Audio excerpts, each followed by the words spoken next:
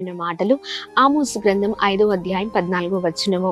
మీరు బ్రతుకున్నట్లు కీడును విడిచి మేలు వెతుకుడి, అలాగు చేసినట్లా మీరు అనుకుని చొప్పున దేవుడు సైన్యములకు అధిపతియగు యెహోవా మీకు తోడుగా నుండును. ఆమేన్. దేవుని నామానికి మహిమ. అద్భుతకరమైన మాటలు కదండి. చూడండి, మనం బ్రతుకున్నట్లుగా కీడును విడిచి మేలు చేసే వారిగా మనం ఉండాలి, మేలును వెతికే వారిగా ఉండాలి.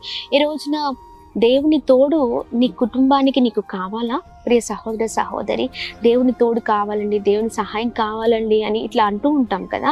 చూడండి, దేవుని తోడు మనకు కావాలి అంటే మన ఆలోచనలు, మనం ఉంటున్న విధానం, మనం చేస్తున్న పనులన్నీ కూడా మరి కీడు వైపు వెళ్ళేటట్టుగా ఉండద్దు, కానీ మేలు చేసేటట్టుగా ఉండాలి. ఉదయకాల సమయంలో కీడు దేవునికి అసహ్యము. మనం ఎప్పుడు కూడా మంచి ఆలోచన కలిగిన వ్యక్తులుగా ఉన్నప్పుడు దేవుడు మనల్ని ఇష్టపడతారు, మన కుటుంబాలను దీవిస్తారు. ఉదయకాల సమయంలో ఒకరికి కీడు చేయడం ఆపేసి మేలు చేసి